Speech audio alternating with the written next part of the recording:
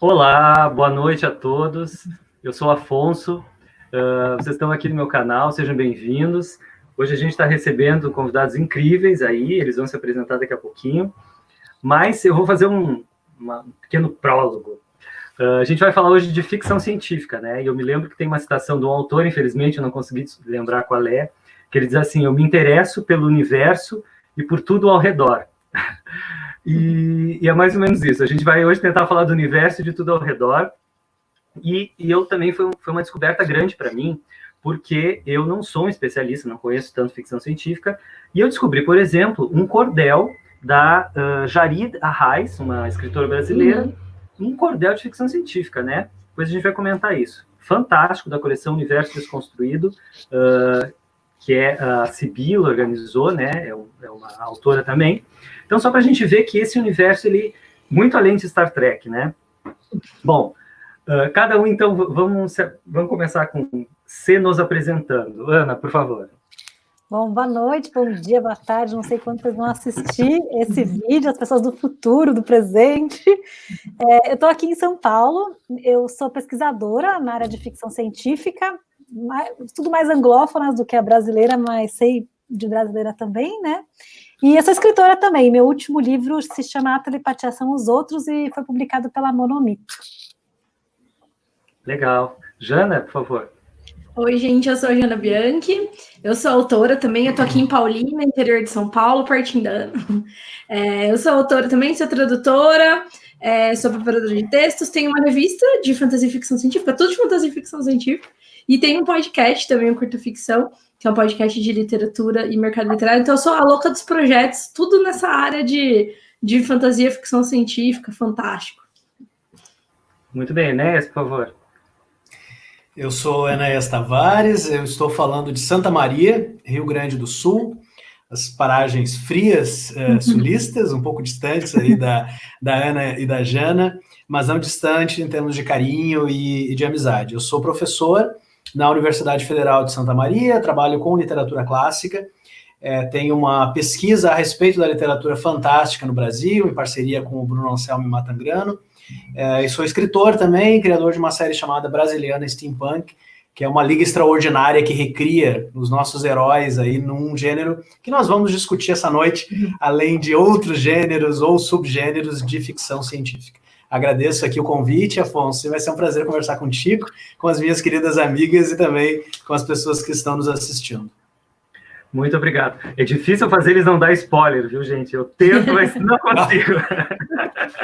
Bom, vamos começar, né, conceitualizando. A gente tem que sempre... Vamos mapear aí, né, um pouquinho. Ana, você podia nos fazer um pouquinho, nos dar essa diferença? O que seria...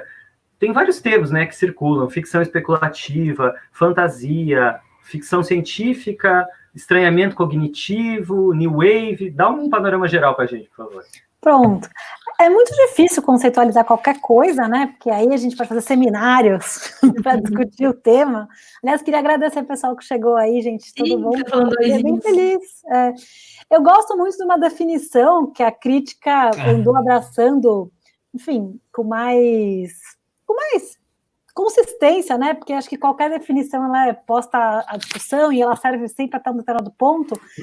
Que é do Darko Sterving, de 79, né? Da Metamorfose da Ficção Científica, que é um livro que não está traduzido para o português ainda, mas que ele fala que a ficção científica seria uma literatura que provoca um estranhamento cognitivo, ou seja, que se apresenta uma história ou uma narrativa que a pessoa conhece, mas com algum item que seja estranho, porque essa coisa de estranhamento, e que tenha um novum, que ele cita esse termo em latim, mas que seria a partir de uma inovação tecnológica. Essa é uma definição que eu acho que ela é muito utilizada. A distinção básica sobre fantasia, se a gente pode traçar uma linha assim no chão, é que a fantasia usa mágica, né? A ficção científica teria essa vertente calcada na ciência, né? Embora, segundo Arthur C. Clarke, toda magia que a gente não consegue entender muito bem, ela é indistinguível de tecnologia. Então, é tudo muito difícil, né? Aí eu deixo a bola para a Inês, a Jana comentarem. Ai, gente, que felicidade ver vocês aí no chat hoje. Gente, muito legal. E é bom para dar essa dica, né? O pessoal pode também fazer perguntas, né, no chat, tá? Vão comentando aí. Bom, então, agora uma coisa bem simples, Enéas, assim, só para... Aquecer os motores. Vamos lá, Enéas, super simples, né? A gente ouve muito falar da hard, né, da ficção hard. Eu queria que você falasse um pouquinho de novos gêneros. O que tem surgido aí no século XXI, né, já que estamos no século XXI, o nosso tema. Cyberpunk, steampunk, afrofuturismo. O que você pode falar um pouquinho do que tem de novo aí na ficção científica? Só pegando um pouquinho o ponto ali que a Ana nos trouxe, né? Sempre quando a palavra, a expressão ficção científica vem à tona, em qualquer roda de debate, ou livro, ou debate, ou artigo, ou ensaio, a gente sempre volta um pouco antes, né? A gente volta à nossa tríade, entre outros autores menos reconhecidos, menos republicados e editados, a tríade lá do século XIX, em que a gente tem Mary Shelley, a gente tem H.G. Wells, a gente tem Jules Verne, e o que esses três autores fazem, a Mary Shelley na primeira metade, né, os outros dois na segunda metade do século XIX, o que eles fazem é menos fazer a ficção científica que nós estamos acostumados a debater, que é algo especulativo em essência, né, o que a tecnologia pode fazer no futuro, e muito mais abrir os olhos para o que está acontecendo naquele momento, né? O Frankenstein, da Mary Shelley, por exemplo, é um grande estudo a respeito de tecnologias ou de debates pretensamente tecnológicos ou científicos que resultariam na ressurreição dos mortos, né? Uma bola que H.G. Wells e Jules Verne vão trabalhar e vão quicar de formas muito diferentes em contextos ingleses e franceses. Eu acho que é bem importante a gente fazer primeiro essa cama, né, de debate, ou primeiro trazer essa tríade, porque elas vão nos levar a duas possibilidades muito diversas no século XX e que vão desembocar na pergunta que tu fazes, Afonso.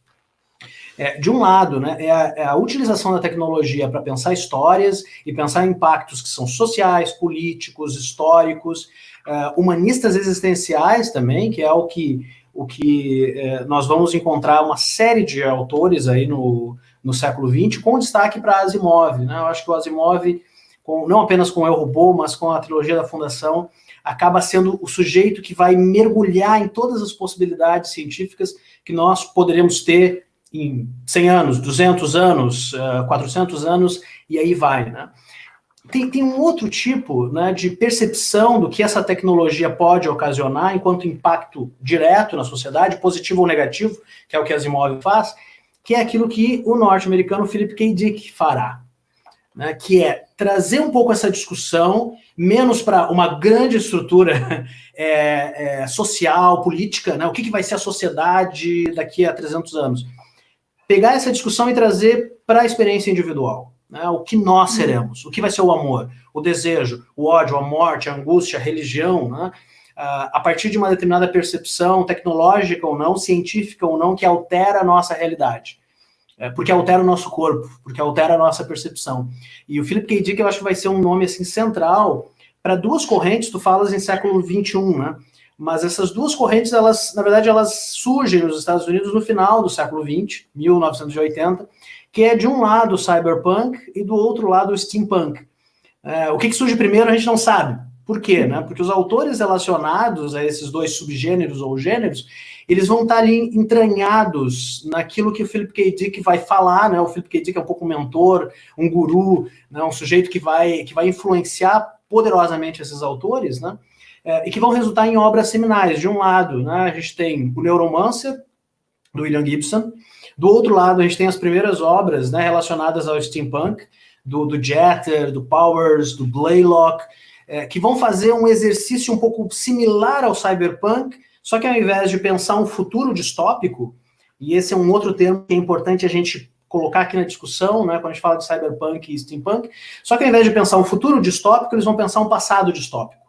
O que o passado poderia ter sido se nós fizéssemos duas coisas, se nós imaginássemos uma tecnologia que avançou demais e se nós percebêssemos essa tecnologia que avançou demais não por parte das classes superiores, da alta cultura, dos lords ingleses, franceses, norte-americanos, enfim, mas se nós pensássemos essa evolução tecnológica do ponto de vista da marginalidade, do gueto, do subúrbio, né? E aí vem o punk, tanto do cyber quanto do steam, né? Eu finalizo rapidamente para depois a gente continuar, porque não cheguei no século XXI, mas a gente vai chegar daqui a pouco. Só mencionando um pouco essa ficção distópica, né? Porque não tem como a gente falar desses dois nomes do século XX sem adicionar outros dois que são característicos dessa ficção distópica, que é o George Orwell com o 1984 e o Aldous Huxley com o Admirável Mundo Novo. Né? Eu acho que formam assim 4 grandes bases para pensar não um futuro luminoso, iluminado, perfeito, cheio de esperança, mas sim para perceber o que o futuro nos aguarda, né, se as fundações desse futuro é o presente do século XX. E eu acho que é essa visão sombria que nos ajuda a entender um pouco essa literatura que surge no final aí da década de 20, que vai chegar nos outros gêneros que a gente vai discutir daqui a pouquinho. Que legal, Enéas. Muito obrigado pela síntese aí. Pô, quase impossível, né, essa missão. Foi ninja. Tá bom. Foi ninja. Ninja punk. Jana, agora é com você, assim. É uma pergunta também bem ampla, tá? Mas queria que você falasse, assim, dentre os autores hoje que você lê, que você está vendo aí no século XXI surgir, pode ser internacionais, brasileiros, quais as influências que você pega, assim, quais os autores que você acha que estão trazendo, né, bastante influência do século XX? O que você tem aí para falar de novidades, por favor?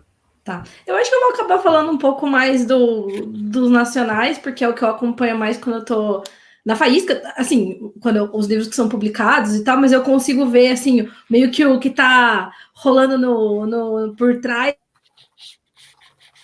Assim, eu acho que toda essa base da ficção científica com certeza influencia os autores brasileiros. Eu vou dizer que às vezes influencia até demais, não num sentido de copiar nem nada, mas no sentido de pensar em grandes conflitos que, claro que se aplicam a nós como pertencentes à humanidade, obviamente, mas eu acho assim, isso que o Enéas comentou sobre o punk, sobre ver as coisas de uma camada, de um lado que não é o lado dominante, por assim dizer, da história, eu acho que é interessante.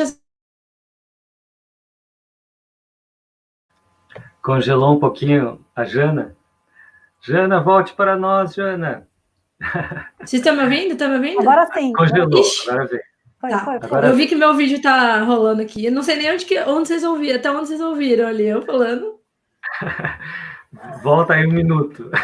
Tá. Bom, então, eu acho que às vezes, acho que eu vi que a Ana reagiu, né? Eu acho que às vezes esse tipo de literatura que veio antes influencia até demais os autores, não numa questão de cópia da história, ou às vezes nem do estilo, mas por grandes conflitos que, claro que são importantes para a gente como parte da humanidade, vamos dizer assim, mas ao mesmo tempo tem algumas coisas, acho que tem outros conflitos que a gente pode explorar como habitantes do Brasil, por assim dizer, que em alguns momentos não é tão utilizado, mas em outros sim. Então eu estou vendo bastante esse tipo de mudança de ponto de vista, assim, sabe? Eu não sei se eu não estou muito na posição de falar assim, fazer um super resumo do que está.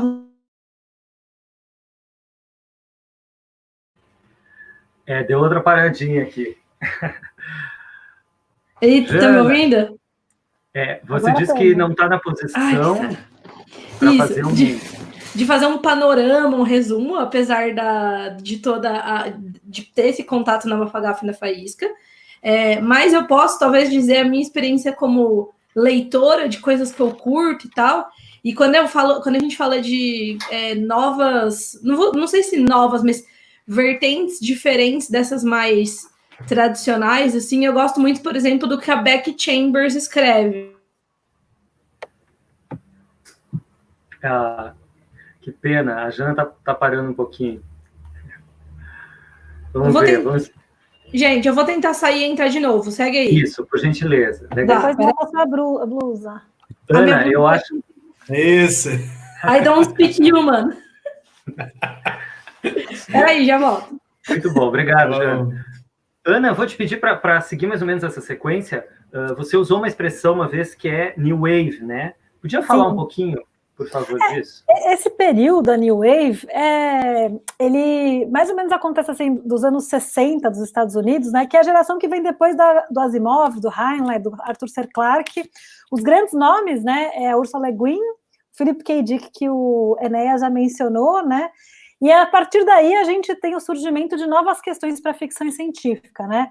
Então, se na época que eles chamam de era de ouro da ficção científica, embora essa era de ouro seja bem contestado, que é na época que o Heinlein, o Clarke, o Asimov escrevem, né, que é quando se cunha aí o termo, as revistas decolam, o cinema começa a dar importância para a ficção científica, né, é muito focado na química, na matemática, né, e na New Wave, que aí isso ainda é século XX, gente, começam a se trazer novas questões, né, então, se fala muito de linguística, se fala muito de ciências sociais, se fala muito de filosofia, então muda um pouco a ciência que embasa a literatura, né?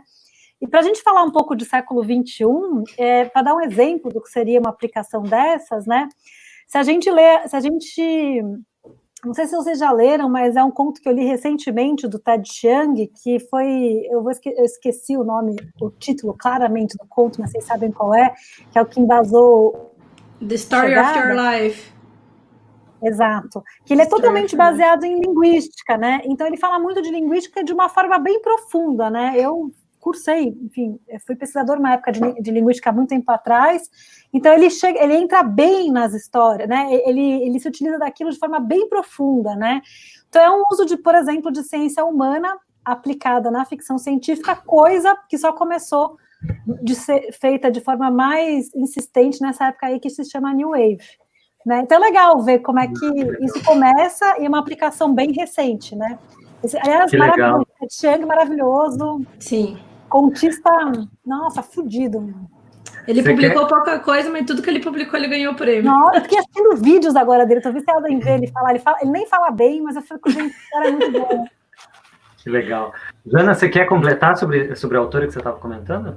Não, pelo que eu vi aqui, a hora que eu voltei, a Ana já falou exatamente o que eu estava, pro lado que eu estava indo. A Beck Chambers, por exemplo, apesar de ser uma história, uma space opera, se passar numa nave e tudo mais, é basicamente sobre a relação daquelas criaturas que não são nem humanos todos, porque são vários alienígenas, tem alguns humanos, mas são vários alienígenas. E ela aborda assuntos super, que são até meio tabu, assim. Então tem todo, por exemplo, ela fala sobre amor entre um ser humano e uma inteligência artificial. E aí tem tudo que se desdobra em volta disso. Fala sobre, sei lá, pessoas usando modificação do corpo versus um cara que tem uma deficiência e que não quer modificar o corpo dele porque ele tem N razões para isso. Então, eu acho que isso é bem interessante. Eu gosto bastante. Particularmente, às vezes, me interessa mais do que uma ficção hard, assim, né? Que é engraçado. É muito particular, mas eu gosto bastante. Que legal. Eu vi uma fala da Ana comentando sobre o China Malville, que teria um texto sobre o capitalismo e tal, né? A posição da ficção científica. Vocês podem comentar um pouquinho? Acho que a Ana pode começar, o Enéas também podem comentar aí. Queria que vocês falassem assim, a ficção científica como linguagem para expressar X, para expressar alguma coisa, né? E aí entram palavras como metáfora, crítica, capitalismo, distanciamento. O que vocês têm a dizer? Posso começar e depois acho que o Enéas completa. O China Miéville é um autor britânico, ele é super bom na crítica, né? Grande escritor, bonito, né? Bebam água. Ele tem uns textos muito bons, eu acho, a respeito de ficção científica, a respeito de fantasia também, né? Porque ele é um intelectual, né? Ele é bem intelectual, né? Então fez acho que relações internacionais ou direito de formação, né? Então ele procura mostrar para pessoas que não gostariam dessas literaturas a força que elas possuem, né? E um exemplo que ele dá num texto que está na margem esquerda, 23, uma revista publicada pela Boitempo, o texto se chama Marxismo e Fantasia. Está disponível a tradução do Kim. Está disponível em português, vocês conseguem o PDF. E tem uma coisa que eu acho que ele é muito interessante que ele fala, eu não vou citar exatamente porque eu não vou errar, mas eu só vou dar uma impressão parecida do que ele coloca na argumentação, que é assim, quando eu descrevo, por exemplo, uma família jantando, né, numa forma realista de descrição, né, uma forma mimética de descrição, eu falo assim, por exemplo, uma família jantando, eu não consigo, ao mostrar essa cena, colocar a dimensão das forças sociais ali por trás, né? Então, a fantasia ou a ficção científica, quando ela coloca, sei lá, o lobisomem jantando junto, ou a grande catástrofe, são formas de eu conseguir dar a dimensão das forças sociais que estão atuando naquela coisa que parece muito banal, né? E aí, por exemplo, quando eu quero falar de grandes tragédias, né? Então, para contar sobre Brumadinho, para contar sobre a Covid, a gente naturalmente já vai, por exemplo, para ficção científica ou para fantasia, porque dá conta da dimensão da catástrofe, né? No esquema realista, não é que isso não é possível, é claro que é possível, né? Mas é mais difícil você automaticamente mostrar outras coisas, né? Porque a ficção científica opera, o que o Fredric Jameson vai falar, que é uma redução do mundo. Você pega o mundo, você reduz a hipótese e se aplica a uma coisa. Então, para esse tipo de discussão, é muito útil esse registro, né? Coisa que talvez em outros gêneros ou em outras formas de narrar, modos narrativos, não seja tão simples, né? Enfim, depois a gente pode falar de New Year, sei lá. Legal. Enéas, pegando esse gancho aí, mas também queria que você falasse um pouquinho dessa relação com a tecnologia, né? De linguagem, tecnologia, capitalismo, vamos por aí. Apesar de gostar muito e de trabalhar com literatura fantástica, a minha formação é literatura clássica. O meu mestrado é em poesia romântica, o doutorado, relação poesia e pintura, uma passagem um pouco pelo drama shakespeariano, e um sujeito que trabalha na Universidade Federal com literatura clássica grega e latina, né? Então eu trabalho com tragédia grega, Homero e tal. Então, para mim, quando eu pego a tua fala, né, apesar de concordar com ela, etc., eu não sei se eu concordo inteiramente, né, com essa postura de que a fantasia, ou no nosso caso, no caso do nosso debate, a ficção científica, ela apresenta um tipo de redução da experiência humana, redução no sentido, né, de delimitação, né? Um recorte. Sem nenhum sentido pejorativo, obviamente. Eu acho que os outros exercícios literários fazem a mesma coisa, né?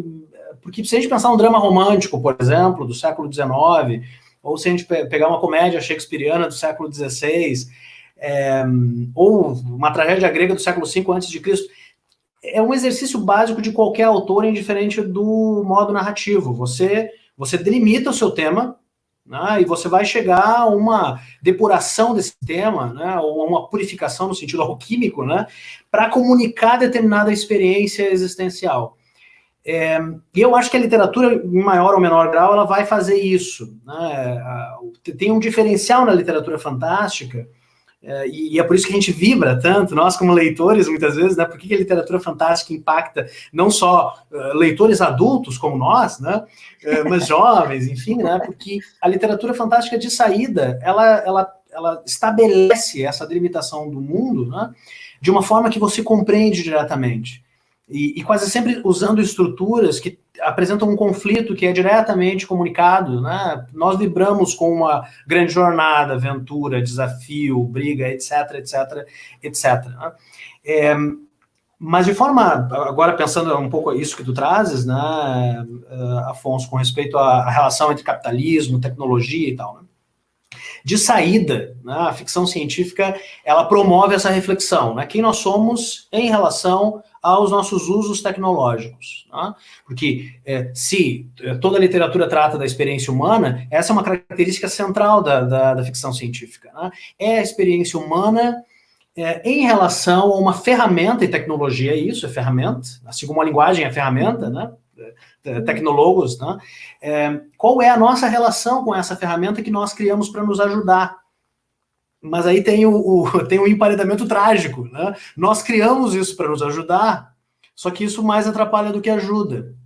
Isso muitas vezes nos congela, isso muitas vezes nos endurece, nos embrutece, isso muitas vezes vira pedra para tocar no outro, né? E eu acho que nada é mais observável e transparente do que o momento que a gente está vivendo, em que a tecnologia é feita para nos conectar, né? Cá estamos nós aqui, né? Conectando São Paulo, Rio Grande do Sul, Uruguai e tal, usando uma tecnologia que não raro é usada para metralhar pessoas, para destruir pessoas, né? Levando a uma série de outras, enfim, né, ocorrências. E a ficção científica de saída, ela propõe essa pergunta, né? Quem nós somos em relação a essa tecnologia e, ainda mais, quem nós somos em relação ao outro em relação a essa tecnologia, ou permeado por essa tecnologia, né? Uso aqui o exemplo que talvez formou muita gente, né? Minha primeira experiência com ficção científica foi quando eu saí de casa aos 12 anos, eu acho, para ir assistir um filme dos Trapalhões. Disse isso a minha mãe, né? Mas chegando lá, além do filme dos Trapalhões, tinha um outro filme estranho, né? Que era Blade Runner. Porque no Brasil ele saiu, teve aquela história dos vários cortes, né? Blade Runner inspirado no livro do Philip K. Dick. Tem vários cortes e vários lançamentos. Aí lá em 91, 92, no alto dos meus 10 anos, fui eu ver Blade Runner, né? Com o tiozinho do cinema, assim, um pouco estranhando o meu tamanho e a minha petulância, né? Na época em que nós tínhamos cinema de rua e tal. E eu fiquei impactado com aquele filme, porque era um filme sobre carros voadores, e isso me fez, nossa, é um filme sobre carros voadores. Mas, ao mesmo tempo, é um filme sobre medo da morte e desejo. E, pasmem, máquinas mais sensíveis do que nós. Máquinas capazes de observar o que para nós é qualquer coisa, né? Porque a experiência da sociedade transformou essas experiências como o amor, desejo, isso é qualquer coisa, né? E aí, de repente, tu tem as máquinas programadas para vivenciar essas coisas, dizendo, olha, essa é uma experiência grandiosa, eloquente, marcante, né? Incisiva da nossa constituição como sujeitos. Eu saí do filme, obviamente, não entendendo nada disso e tal, mas muito impactado, porque é belíssimo, né? Você não precisa prestar atenção em nenhum dos diálogos para ver aquelas imagens poderosas, né, do Ridley Scott.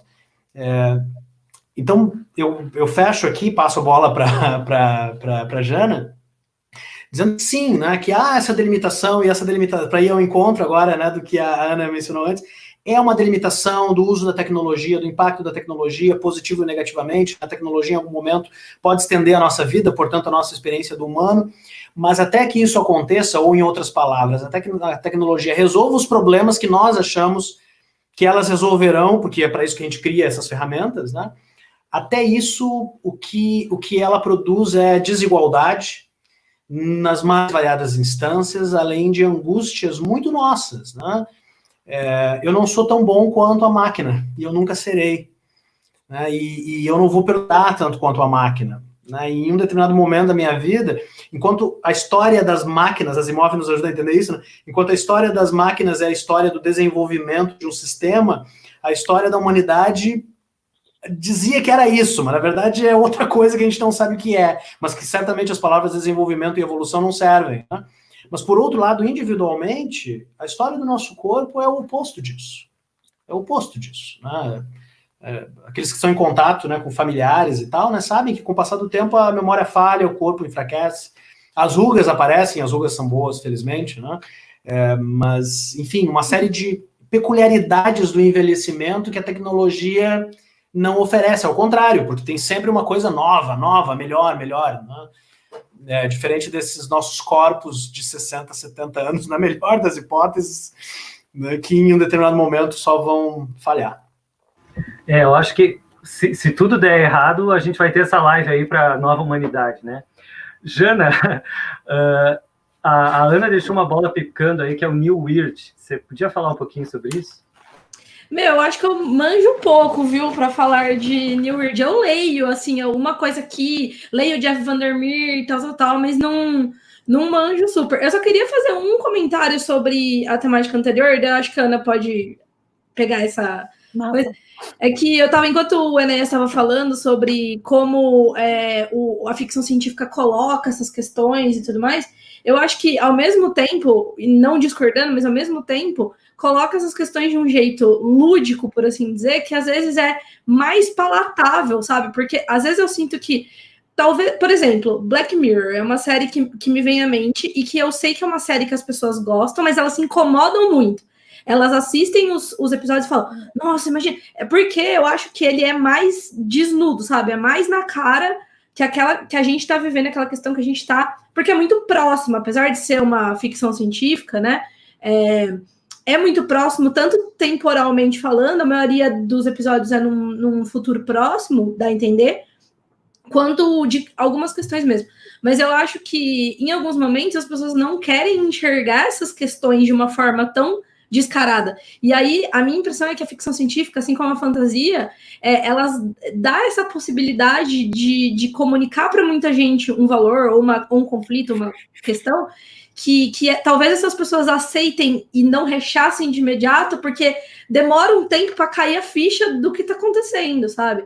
Então, sei lá, por exemplo, há controvérsia sobre o gênero do Star Wars, né? Mas a gente fala de Star Wars, a gente fala de um império, que é um império essencialmente fascista, e tem até toda a parte estruturada, né, e visual que lembra o nazismo e tudo mais, tem tudo isso. E embora, claro, a gente tenha algumas pessoas que pelo ícone do Darth Vader, gostam do Darth Vader pelo ícone, as pessoas entendem que o que está sendo, basicamente o que está sendo dito ali. Claro, a gente vê pequenas faltas de interpretação no mundo de hoje, pessoas que você fala, gente, você não entendeu o filme, né? Mas algumas pessoas eu acho que vão absorvendo isso e agindo de acordo com o que a gente... Não é nenhuma questão de mocinho ou de bandido, a gente tem até os rogues, né, no próprio Star Wars, mas eu acho que talvez isso seja uma maneira de aproximar do público essas grandes questões, que numa possível história realista teria que ser mais dito preto no branco, né? Então eu queria fazer esse comentário. Obrigado, te botei numa saia justa. Mas se você vê, você sabe mais que eu. Imagina. Ana, por favor. Não, aqui não tem saia justa, a gente vai se complementando assim, cada um no que dá. Não, eu queria falar uma coisa que... Vou falar sobre New Weird, mas queria falar uma coisa até que está na fala do Enéas, está nessa última fala da Jana, que até esqueci de falar no começo, que antes de tudo, a ficção científica nasceu e continua sendo, de alguma forma, uma ficção, uma narrativa para massa. Ela é uma narrativa popular, né? Então a gente não pode esquecer isso. Isso é muito importante para o começo da história da ficção científica, atualmente também é muito importante, né? Porque se no Brasil a gente tem muitas dificuldades de letramento, né, porque é um país muito desigual, com acesso difícil à educação universal, né, em outros países isso aconteceu no começo do século XX, né, então junto com as histórias de detetive, com os policiais, com as histórias, esses romances tórridos de amor, tudo isso, a ficção científica está aí, né, então ela é uma literatura popular, que acho que é legal a gente lembrar disso também, né? Por isso que dialoga tanto com o cinema, e por isso também que ela consegue, às vezes, falar uma coisa que era super difícil de forma mais fácil, né? Sem perder, claro, uma sofisticação específica, mas isso não precisa ser hoje que a gente comenta. Mas New Weird foi uma tendência que surge no final dos... os tentáculos saem assim. Eu tô levantando a mão aqui. Eu quero fazer só um complemento. Quero fazer só um... posso falar? Quero fazer só um complemento, porque é uma coisa que eu tenho pensado muito ultimamente, e isso que a Jana mencionou e que tu reforça agora, através dessa informação que é bem importante, viu, Ana, que me faz pensar no gênero fantástico e na ficção científica também de outro modo, né, enquanto uma cultura de massa, né? Qual é o grande fenômeno, ou um dos grandes fenômenos que nós temos na humanidade enquanto cultura de massa? Religião. O que a religião faz com as pessoas? A gente não vai entrar aqui nos méritos, das questões e tal, mas enfim, a religião é uma forma de um determinado grupo de pessoas acessar, para usar a expressão da Jana, uma determinada discussão, debate, grandes questões, grandes sem um sentido valorativo, né? Mas uma forma de acessar uma busca.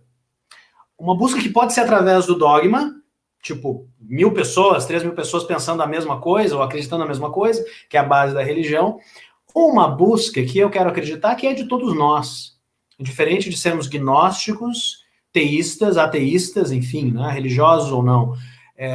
Nós temos ânsias, ansiedades, anseios, desejos, determinadas energias ou pulsões que nos fazem ir em direção a algo, né? Da ordem da transcendência. Essa transcendência pode ser o amor, pode ser as drogas, a bebida, algo que nos faça sair do corpo, a abertura das portas da percepção com drogas ou sem drogas, né?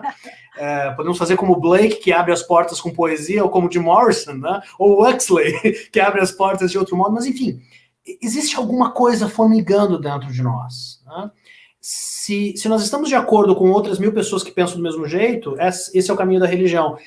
Se nós não estamos de acordo com esse caminho, estamos de acordo com uma busca individual, talvez essa busca esteja na literatura. Talvez essa busca esteja em gêneros, né, que são direcionados para grandes públicos, os nossos gêneros, né, relacionados ao fantástico ou não. E isso me faz conectar várias coisas, né? A Jana mencionou Star Wars. Star Wars traz no bojo, assim, né, mestres Jedi, né, que aconselham a busca, né, pela força, com algumas nomenclaturas hebraicas. Eu estava lendo uma passagem do Antigo Testamento e encontro um Anakin, né? O rei Davi enfrentou os Anakins, e pensando até que ponto isso tem a ver ou não lá com o George Lucas, né? Para usar uma outra referência cinematográfica, Matrix, ficção científica pura, cyberpunk, o escolhido, a transcendência, né? Ver as coisas para além da materialidade concreta primeira, né? Vamos falar de Frank Herbert e Duna, por exemplo, né, que é uma história num futuro apocalíptico, sei lá, né, mas que apresentam anseios, desejos, buscas espirituais também, né.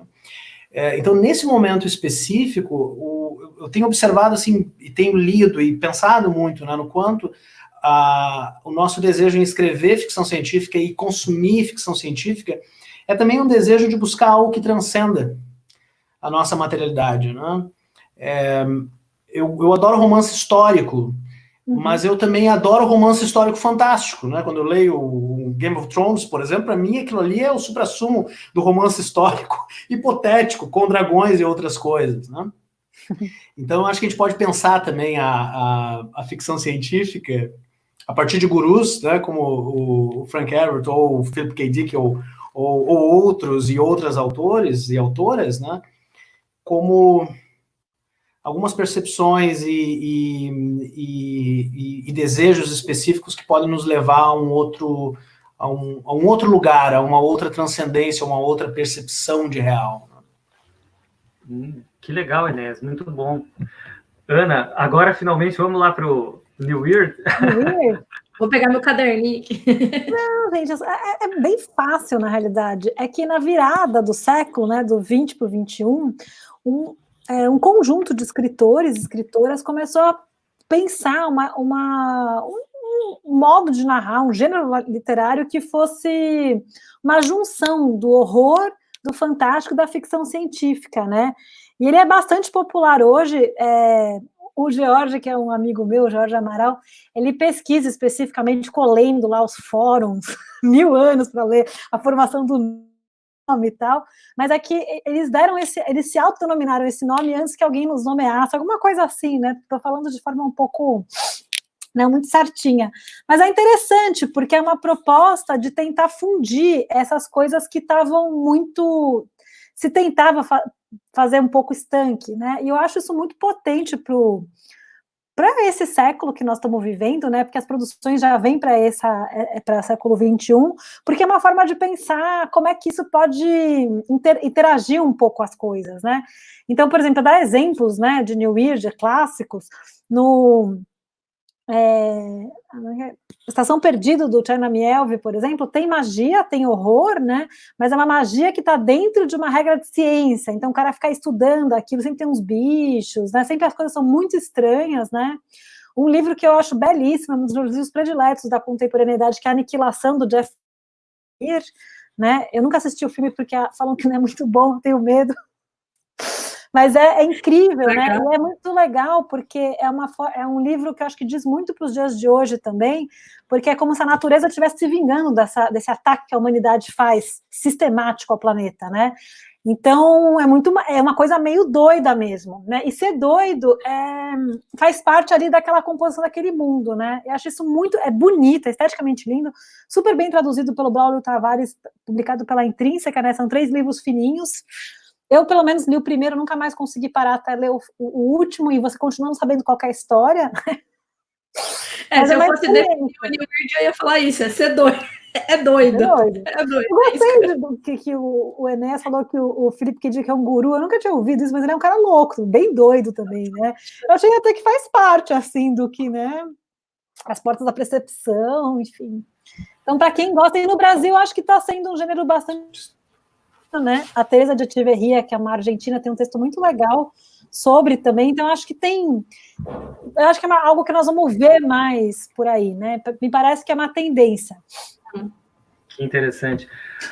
Jana, eu tenho assim, minha pequena pesquisa aí, minhas descobertas. Desculpa, Ana, não te agradeci, obrigado. Eu vejo no chat aqui, o Bingo, citando a Ana esperando a aniquilação, sempre cito. Eu não lembro, chat. Todo mundo já te conhece, Ana. Comentando isso assim, né, que na minha pequena pesquisa de uma semana, eu vi como é forte a literatura de mulheres. Até quero ver se eu consigo entrar em contato com a Sibila, outras pessoas, para fazer, né, uma versão, né, versão mulheres. Então, assim, fica muito forte para mim a ficção científica como uma linguagem para expressar, né, alguma coisa, né? E aí as coisas são mil coisas. Queria que você falasse um pouquinho, assim, sobre isso, né, sobre as meninas que estão pintando por aí, e também uma coisa que me interessou muito, como é uma juventude que agora eu já posso dizer uma juventude, é ótimo isso. Que realmente se une, né? Forma o seu grupo, faz seu podcast. Você pode falar um pouquinho disso, por favor? Posso sim. Eu acho que eu vou falar totalmente assim, fonte, vozes na minha cabeça, mas eu acho que pode fazer um certo sentido, assim. Também usando a experiência do que eu leio na Faísca, na Mafagafo, o que eu vejo é o seguinte, eu vejo que os caras, o estímulo deles para escrever é justamente a inspiração em outros caras que escreviam no passado. Então, ou assim, a inspiração de experiências, como, por exemplo, mesas de RPG, que é uma coisa que é muito comum, que tem muita menina jogando RPG, mas, ao mesmo tempo, quando eu era criança, né, tipo, eu tenho 31 agora, quando eu era criança, na década de 90, era uma coisa que ainda, eu sei que devia ali ter alguma menina, mas eu que sempre gostei disso, eu que sempre tive pais muito liberais em vários sentidos, eu acabei não me aproximando da RPG quando criança, talvez por essa questão de besta, de separação de gênero. Então eu vejo isso, e aí quando eu vejo o que as mulheres estão escrevendo, em geral, e de novo, fonte, voz da minha cabeça, eu vejo justamente conflitos mais sobre o que existe dentro das pessoas, entendeu? Então eu vejo coisas que eu acho mais autorais, coisas que eu acho mais profundas, e que nesse sentido eu acho que tem a qualidade, que é uma coisa tão subjetiva e impossível da gente pôr a mão, mas eu acho que são coisas que conversam mais comigo e que eu acho que conversam mais com o público, assim. Então, eu não sei dizer, eu acho que em número, na própria Faísca, a gente publicou da última temporada, se não me engano, a gente publicou meio a meio, mas a gente recebeu quase, acho que 60% de material de homens e 40% de mulheres, foi mais ou menos isso, talvez até um pouco mais próxima a diferença. Mas a aprovação dos contos de mulheres foi um pouco maior em proporção. E assim, eu acho que isso fala um pouco sobre também a própria fantasia e ficção científica para expressar a visão do oprimido, né? Mesmo em vários graus de opressão, sabe? Então, sei lá, me vem à mente, por exemplo, Kindred, que é da Octavia Butler, que é uma baita expressão pela visão do oprimido, assim, né? E aí, sobre a gente se juntar e fazer as coisas, eu acho que tem um pouco a ver com toda a questão, já que está aqui em voga na conversa, tem um pouco a ver com toda a questão tecnológica. Então, eu comecei a me envolver mais com a literatura quando eu saí da faculdade de engenharia, que, tipo, não tem nada a ver, um pequeno desvio aí na minha rota. Isso foi lá para 2013, eu saí da faculdade no meio de 2013, então 2013, 2014, e essencialmente todos os meus contatos foram, pelo menos os primeiros contatos foram pela internet. Inclusive porque eu sou do interior, apesar de eu morar muito perto de São Paulo, dá para perceber que eu sou do interior, né? Apesar de eu morar muito perto de São Paulo, eu passei a participar de eventos presenciais e tudo mais, depois que eu já conhecia uma galera. E aí eu acho que isso catalisou muitos movimentos, assim. Então, por exemplo, hoje o podcast sou eu, o Li e a Paola, que ambos moram em São Paulo. Quando a gente criou, era eu, o Li e o Rodrigo, também ambos moravam em São Paulo, depois o Rodrigo ainda mudou para outros estados. Então, isso ajuda, catalisa, não dá para comparar um pessoal que se via eventualmente em eventos físicos, e quando muito trocava zines, e trocava correspondências, enfim. Então, eu acho que isso catalisou bastante. E a gente tem várias vantagens de poder meio que aproveitar os registros que não são tão poucos da geração anterior, que ainda está nativa. Então, a gente pode, qualquer momento, eu posso mandar uma mensagem para para pessoas que publicaram, né, no primórdios, não nos primórdios, porque daí já faz mais um tempo, mas no começo dessa ficção científica mais popular. Então, eu acho que isso a gente está, felizmente, aproveitando bem, assim. Então, eu acho que a gente está conseguindo ver o que foi feito, criar novas coisas. Acho que nos últimos, talvez, 5 anos, muita coisa nova surgiu e essas coisas foram se desmembrando. Então, não só os podcasts, que já existiam, mas talvez não de forma tão acessível, mas, por exemplo, financiamento coletivo, que viabilizou um monte de projeto que talvez nunca saísse se fosse por uma publicação tradicional, né? Então, eu acho que tem um pouco disso, assim, não sei dizer se é um mérito necessariamente da geração por si, mas é um bom uso de ferramentas que surgiram recentemente, assim, né? É mais ou menos como eu vejo. Que genial, genial. Eu ia pedir justamente para falar. Eu queria adicionar uma coisa importante a isso que a Jana menciona, porque, sem dúvida, o uso das tecnologias, a forma como hoje as pessoas conseguem se comunicar mais, falar mais, expor as suas ideias, resulta na impressão que alguns leitores podem ter de que, nas últimas décadas nós temos mais autoras ou mais mulheres ou num número similar. O que é uma ilusão nossa, né? E eu acho que a pesquisa acadêmica nas últimas décadas ela tem muito a ajudar em diminuir um pouco essa impressão falha, né? Não é que a gente tem mais mulheres, é que nós temos mais mulheres chegando... Exatamente, patriarcal e fálica, né? Nós temos mais mulheres chegando a determinadas posições, ou visibilidades, ou espaços de visibilidade, que lhes foram, né, proibidos, silenciados, negados por décadas, né? Quando a gente estuda os 200 anos da nossa literatura, a fantástica e a não fantástica, ou a insólita e a não insólita, nós temos um grupo considerável de mulheres, né? A gente fala muito da Emília Freitas, né, mas tem várias autoras do século XIX, início do século XX, autoras que foram fundamentais para cenas literárias, para revistas literárias, e que no decorrer do tempo simplesmente desapareceram. Né? Exato, desapareceram. Né? Mas elas desapareceram porque elas venderam pouco, ou porque a sua publicação não teve relevância. Não. Eu vou citar 2 exemplos aqui da década de 70, de 2 mulheres assim que, para mim, assim, são grandes monstros da nossa literatura de ficção científica, né? Mulheres escreveram ficção científica, sim. No século XX, se a gente for colocar numa tabela, nós temos o mesmo número de autoras, assim como nós temos autores publicando, né, ficção científica. A primeira delas é a Stella Carr, com o Sambach, é um romance publicado em 1975. Ele é um pouco assim recebido como, entre aspas, ficção científica, porque ele faz um exercício imaginativo de pensar a costa brasileira 5.000 anos antes, né? Mas ele pode ser, outra coisa genial nesse livro, é que ele pode ser interpretado como de um duplo modo, né? Como se insólito ou não insólito, né? Mas, sem sombra de dúvida, é uma história imaginativa, tanto no enredo quanto no estilo.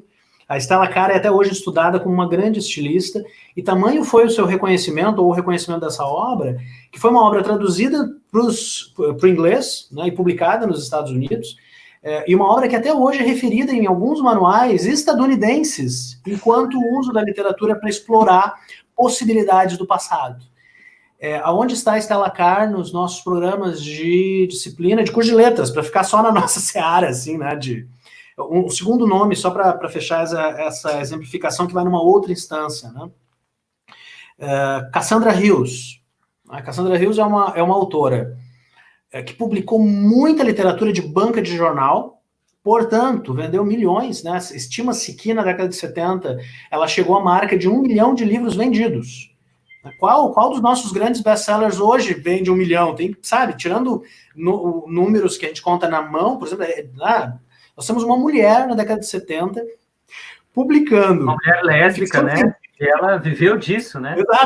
Exatamente. Ficção científica, entre outros gêneros insólitos, com temática que, não raro, né, diz respeito a personagens considerados marginalizados, né, ou, enfim, que a sociedade deixa para lá, né, durante a ditadura. Esse é um outro grande tema de pesquisa jogo a bola, né, para as pessoas que estão nos assistindo, né, o uso da ficção científica e da fantasia durante a ditadura. Né, porque para passar pela censura, né, a ficção científica, entre outros gêneros, é um ótimo disfarce, né? Porque isso aqui é ficção científica, isso não é realidade, né? E através, enfim, né, da literatura que a gente publica a respeito de um passado hipotético, de um futuro que estaria por vir ou não, você consegue, né, afrontar, denunciar, enfim, problematizar uma série de questões. Então é também uma responsabilidade nossa, né, redescobrir esses autores, essas autoras, né, e tentar diminuir um pouco essa impressão falha, né, de que nós temos mais autores ou menos autores. Na verdade, o que nós temos são grandes vozes, né, grandes energias literárias funcionando num espaço que, como tu colocaste, é patriarcal, falocêntrico, entre outras coisas. Né, e esse é um dos efeitos, né, que nós precisamos, enfim, combater em sala de aula, na literatura que a gente escreve, na literatura que a gente consome, né? E eu acho que até o final dessa live outros exemplos, né, de autoria contemporânea virão à tona também. Depois a gente pode... Não, só para fazer uma marcação legal, no livro do Bruno e do Enéas, o Fantástico Brasileiro, que é um livro da Arte e Letras, se vocês não conhecem, é bem legal ter em casa. Ele tem um capítulo específico sobre as mulheres da ficção científica brasileira, que é excelente, assim, né? Para mostrar a quantidade mesmo, né? Ana, eu queria pular para um outro assunto, que é o mesmo assunto, porque o Enéas falou em academia, né? Vamos comentar um pouco essa relação da academia, né? Porque, uma impressão minha, né? A ficção científica parece que não chegou na academia. O que acontece? O que vocês têm a falar sobre isso, por favor? Antes eu vou responder uma pergunta que girou por aí. Se tem algum autora fácil, assim, New Weird brasileiro, eu lembrei rapidamente do conto que se chama Metanocataedro, do Vicky Vieira. Está em Fractais Tropicais, é um conto bem legal, bem interessante, que é bem um exercício, já tem um tempo que foi publicado, então já tem um acúmulo aí, que é um exemplo bom para quem estava interessado, está interessada. Tem um mais recente dele também no livro da Plutão, aqui quem fala da Terra. Pronto, eu não li. Gente, depois a gente vai ter que fazer um card aí, vocês me passam todos esses números, hein? Vocês assistem a live e me passam. Por favor, Ana. Mas, enfim, eu sou muito otimista, na realidade, porque eu comecei a pesquisar isso numa época que pouca gente pesquisava. O Elton tá até aqui no chat, meu querido companheiro aí de programa de doutorado. Eu comecei a fazer minha tese, foi em 2010, já faz 10 anos, né? Defendi 2015, e nessa época tinha bem pouca pesquisa, pelo menos no departamento lá da USP, a gente tinha ficção científica como disciplina na graduação, né? Então, né, porque as pessoas falam, ninguém estuda, não é verdade, né? Então, eu tive na graduação um semestre inteiro sobre ficção científica, porque eu era do programa do inglês, né? E nessa época eu não conhecia muitos grupos, né? Mas hoje em dia, até a gente estava conversando hoje num papo do pessoal da Fantástico 451, com o Bruno Montagrano, a gente estava falando sobre esse assunto. Hoje em dia a gente tem encontros gigantescos voltados para a literatura insólita de modo geral, né? Com pesquisas muito consistentes, muito vastas.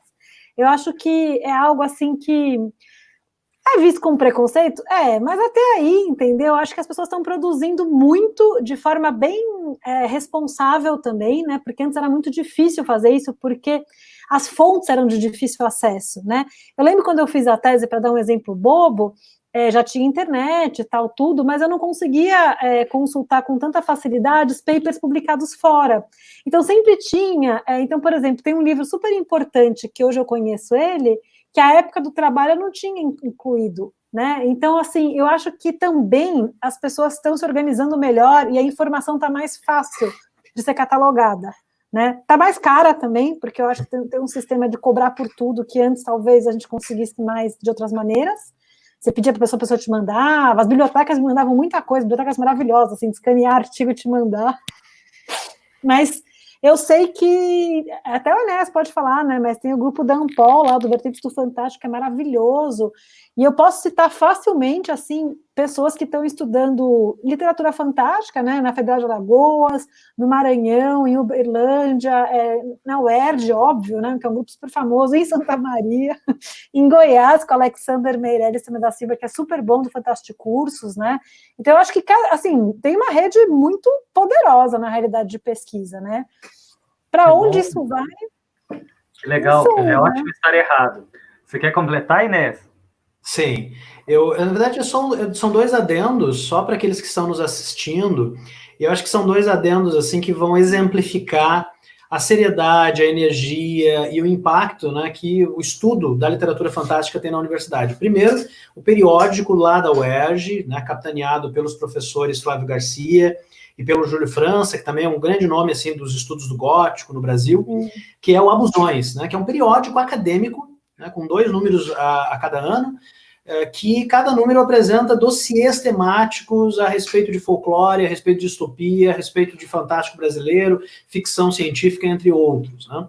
E o segundo adendo, né, só isso que a Ana já mencionou anteriormente, o canal no YouTube do Fantástico Cursos, né? Porque o Alexander Meirelles, ele é um pesquisador, ele é um professor, que tem um canal no YouTube que é um canal, assim, fundamental para o estudo, para o debate do Fantástico no Brasil, que é um canal que tem vídeos conceito, tem lives com autores, com estudiosos, com professores, além do próprio Alexander, né, que divide algumas das reflexões, algumas das produções dele lá. Eu, como a Ana, sou muito otimista por uma questão muito simples, né?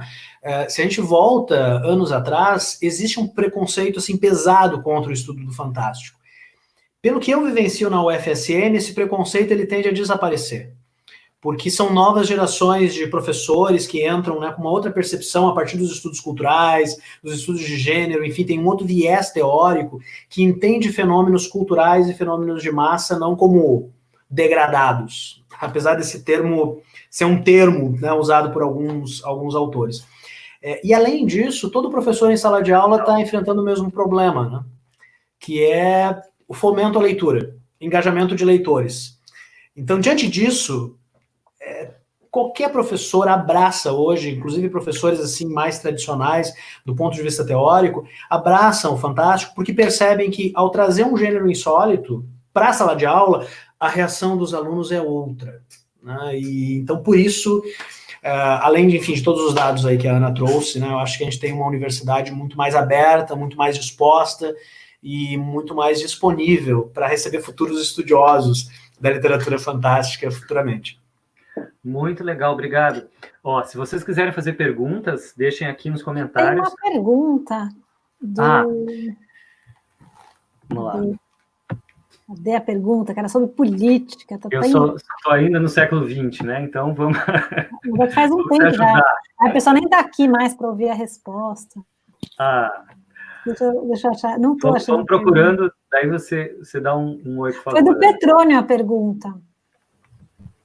Mas, enfim, não estou achando agora. Nós temos várias pessoas aqui, o Bruno, de quem a gente falava agora há pouco, a Vitória, citando a PUC Rio Grande do Sul, que também é um grande centro, né, de estudo de escrita criativa e também de algumas obras, enfim, que tem o viés insólito. A pergunta do Petrônio é se a ficção científica está mais para instrumento político ou para a literatura, a arte e entretenimento. E antes de falar disso, eu só queria falar para a Amanda. Amanda, o Elton, que eu acabei de citar, fez doutorado sobre a Marge Pierce. Então tem espaço, né? Que às vezes os programas são um pouco resistentes, mas tem que ir cavando, assim. Como é que é a pergunta dele? Vamos ver se a Jana quer responder. Putz, já perdi tudo de novo. Mais literatura ou instrumento político, né? É isso aí. E aí, Jana? O Petrônio repostou. Jana, já vou aproveitar e botar junto aí para você falar um pouquinho o que é fantasia urbana, enfim. Beleza. Sobre a diferenciação, eu acho que é muito complicado, porque as duas coisas são tão interligadas, né? É aquela coisa que, assim, é possível fazer literatura sem política? Depende se você acha que se isentar...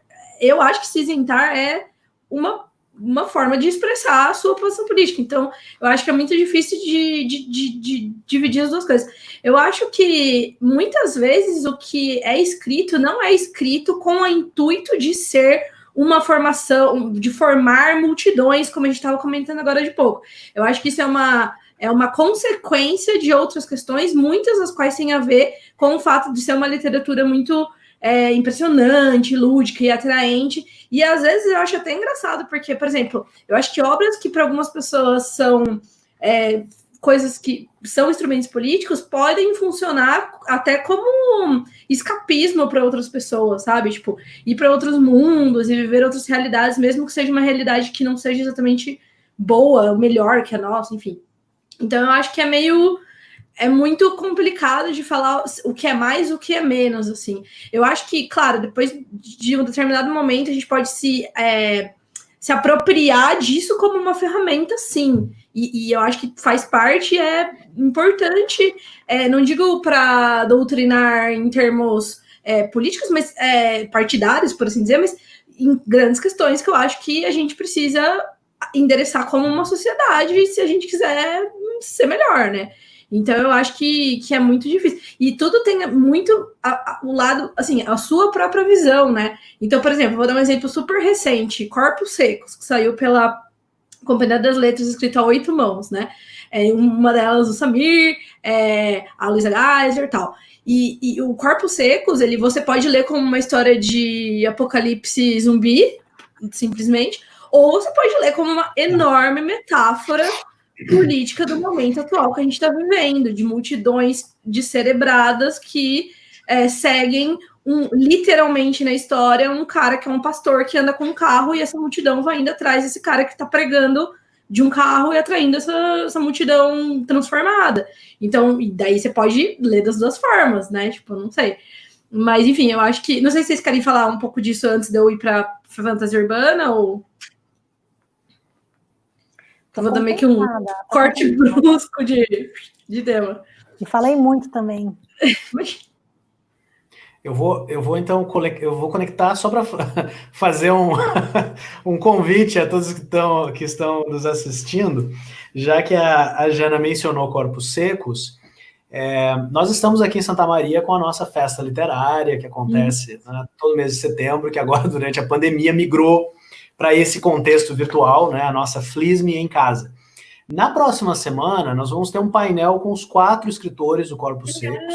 Então, a Natália, a Luísa, o Samir e o Marcelo, falando sobre formação de leitores, falando sobre a escrita desse livro, né? Imagina um livro escrito por 4 pessoas diferentes, e falando sobre algumas dessas questões que envolvem essa pergunta, né? Até que ponto uma história em um Brasil apocalíptico, né, que está vivendo uma pandemia, né, um vírus que transforma cadáveres, né, em corpos secos, em monstros sedentos de sangue, e até que ponto esse Brasil hipotético, no drama, né, de personagens que estão migrando em busca de salvação, esperança, conforto, enfim, né, tem ou não a ver com a nossa realidade, né, com o nosso Brasil atual. Eu concordo inteiramente com a Jana. Eu acho que, essencialmente, tudo que a gente faz, né, e aqui tem um pouco da linguística, né, Ana? Nós controlamos a linguagem ou nós somos controlados pela linguagem, né? Se nós não sabemos ler o mundo, se não através da linguagem, ora, tudo que a gente comunica apresenta uma posição política, sim. Né? Apresenta, sim, um modo de percepção, um modo de ver. E para longe da questão sobre literatura panfletária, né, que é uma coisa que não é isso que a gente está discutindo aqui, mas para longe de uma literatura que pregue posição política específica, que é uma literatura que não tende a sobreviver muito tempo, né? Toda a literatura que persiste é aquela que nos faz observar o mundo, as pessoas e os poderes que estão controlando ou não as coisas ao nosso redor. Né? E eu acho que o exemplo do Corpos Secos é excelente para a gente pensar também isso. Agradeço a pergunta muito boa. Muito boa. Sim, bom mesmo. Então, você quer que eu fale sobre fantasia urbana, então? E aí você conta da sua experiência com isso e já pode falar também da Mafagafo e do seu podcast, por favor. Beleza. Bom, fantasia urbana, assim, é um gênero que eu gosto muito de ler desde sempre, desde antes de saber o que é fantasia urbana. E eu acho que é uma coisa também que me contemplou muito quando eu comecei a ler literatura fantástica contemporânea brasileira. Porque eu conhecia de nome, eu não tinha lido ainda, mas eu conhecia de nome o André Bianco, que acho que é um grande expoente desse subgênero. E eu lembro claramente disso, olha só que louco. Eu lembro de eu ser criança e eu estar assistindo uma entrevista do Jô Soares, que acho que nem era no horário que se passava, criança, assim, pré-adolescente, sei lá, já tem uns 13 anos. E eu lembro do André Bianco falando que ele fazia vampiros em São Paulo, e eu fiquei, meu Deus, vampiros em São Paulo, isso é genial, assim. Eu fiquei super deslumbrada, né? Vampiros que não são políticos, né? Você quer dizer? Isso, exatamente. Não vampirões. Vampiros, literalmente, a criatura. E eu lembro que isso me marcou, assim, acho que subconscientemente, a ponto de quando eu comecei a escrever, eu procurar isso ativamente, fantasias que se passam no Brasil, e encontrei o Eric Novello, que até hoje é meu guru, me apaixonei e eu percebi uma coisa, assim, muito legal, que eu acho que é um dos grandes trunfos da fantasia urbana, na minha opinião, que perceber que você pode viver um fantástico num ambiente que te pertence já, que é natural, assim. Então, eu, querendo ou não, sou cria, né, de Harry Potter, quando eu tinha mais ou menos a mesma idade que o Harry Potter nos livros. Então, quando eu tinha 11 anos, eu li Harry Potter. E eu lembro que isso já era muito deslumbrante para mim, imaginar o Harry Potter indo em King Cross, que é uma estação de trem que as pessoas usavam, que de fato existia no mundo, e indo para o mundo fantástico. E aí eu pensava, e se fosse no Tietê, onde eu ia com os meus pais, quando eu ia de Campinas para São Paulo de ônibus, sabe? E aí, quando eu descobri essa possibilidade, essa possibilidade existia na minha cabeça quando eu vi que isso era feito, e era feito com muita competência, no caso, meu primeiro contato pelo Eric, depois muitos outros, o Castilho e tudo mais. Eu falei, caramba, né, esse é um caminho, assim. Eu comecei a escrever por aí, né, Lobo de Rua, uma fantasia urbana, justamente porque eu queria essa sensação de poder escrever alguma coisa com conflitos que pertenciam a mim, mas também com uma ambientação que eu pudesse estar andando por São Paulo, que no caso do Lobo de Rua passa em São Paulo, pudesse estar andando por São Paulo, que para mim sempre foi uma cidade muito mágica também, porque eu moro perto, minha família é de lá, eu ia muito para São Paulo em circunstâncias muito felizes sempre, então eu sempre vivia a parte boa, assim, de São Paulo, sabe? Tipo, não vivia o trânsito, nada, e fazer isso. Então eu acho que essa é a minha relação com a fantasia urbana. E não sei, também, fonte, vozes da minha cabeça, a fantasia urbana conversa muito tem fantasia urbana super adulta, óbvio, mas conversa bastante com o young adult, com o jovem adulto, com o middle grade, né, que é o infanto juvenil, assim. Então, eu acho que foi meio natural pelo meu gosto literário, né, como leitora, e enveredar por esse lado na escrita também, né. Não sei se vocês querem falar alguma coisa, que é um gênero que... Já vamos... Depois a gente volta para a revista, enfim, mas eu queria te perguntar, assim, já que surgiu agora, né? Existe uma diferença, ou tudo está se misturando, distopia, fantasia, e que coisas vocês têm visto interessantes também de autores brasileiros? Eu acho que todo mundo está fazendo de tudo, né? A gente tem uma gama e uma variedade de temas. Eu acho que talvez, se tem uma característica, eu acho que é a falta de linha única, né? Se eu tinha, por exemplo, há 10 anos atrás, muita gente falando sobre cyberpunk, eu acho que isso foi um tema, enfim, um assunto que aparecia muito, né, na ficção científica brasileira. Eu tenho a impressão que hoje é um chute, também não tem um levantamento aproximado, estou falando de uma experiência de leitora, né? Mas eu acho que tem muita liberdade para se fazer muita coisa. Eu ia citar, porém, Bruxa, como fantasia urbana, que é da Carol Kiovato. É bem interessante, é um livro bem legal, bem gostoso de ler. E, enfim, então o que eu vejo é que tem aí tem muitas pessoas trabalhando várias coisas, e eu acho uma coisa interessante também, que aí até a gente volta com relação que eu tinha falado sobre a literatura weird e tal, que eu vejo várias pessoas publicando coisas muito distintas uma das outras, né? Então, embora sim haja pessoas que vão sempre seguir um determinado estilo, um determinado tema, o que eu vejo também é a mesma pessoa publicar um livro muito diferente, ou com temas muito diferentes, na sequência, né? Então, isso me parece que a gente está em um grande, sei lá, uma experimentação coletiva, né? Com bastante liberdade. Só um detalhe, eu acho que é o seu microfone que está batendo, será em alguma coisa? Pode ser, acho que é o zíper. Será? Pode ser. É o zíper. Aí, parou. Obrigado. Obrigada, a tecnologia, gente. Né? Mas desculpa, eu não queria te interromper. Não, fez muito bem de interromper. Mas, então, o que eu acho é que tem uma liberdade grande, assim, sabe? Me parece que as pessoas estão... Eu vejo, assim, tipo, a pessoa publicou um livro, sei lá, super ficção científica hard, aí no próximo é uma fantasia X. Então, isso é uma coisa bonita, né? As pessoas não estão, assim, tão muito focadas a tentar cavar tal coisa, né? Que era uma coisa mais comum há 10 anos atrás, que as pessoas queriam estabelecer um estilo, um tema, né? Aí a Enéas até pode comentar se eu falando alguma besteira, mas é uma sensação de leitora também, né? Sei lá, vocês me contestem. O que tu acaba de mencionar, Ana, tem a ver com uma coisa que a Jana falou bem no início, né? Sobre essa impressão que a gente tem, às vezes, de que se fica muito perto de um gênero específico, né? Então tem um modo de escrever ficção científica, e quando a ficção científica chega no Brasil, enfim, quando a gente tem, assim, uma segunda onda de ficção científica no Brasil, a gente tem uma série de tentativas de emular ou de copiar estilos, impressões e tal. E isso é normal, né? Isso faz parte, assim, de todo o exercício de consolidação de uma literatura. O Bruno sempre insiste um pouco nesse exemplo, né? Que num primeiro momento que se tem você vai produzir, enquanto escritor, as suas principais referências como leitor, né? Então, leitores vorazes de um determinado tipo de ficção científica norte-americana, década de 60, 70 e tal, os primeiros saltos imaginativos desse gênero vão parecer um pastiche, né? E eu não acho que isso seja ruim, né? Não acho que isso seja ruim, cada um vai ter a sua opinião. Alguns vão dizer, olha, não gostei de tal obra, não gosto de tal estilo e tal. Mas eu acho que isso faz parte um pouco de um amadurecimento, e não só um amadurecimento do gênero, né? Mas de autores. Né? Todos nós, os nossos primeiros textos, estamos ali passeando, né, pelos nossos autores favoritos. O Assis Brasil, né, na oficina dele, ele volta a esse ponto no Escrever Ficção, né, que é uma obra para escritores e escritoras aí que estão querendo começar, né, a se jogar nas suas histórias. O Assis Brasil comenta isso. Tenha em mente quais são as suas influências e tente emulá-las, né? Tente escrever.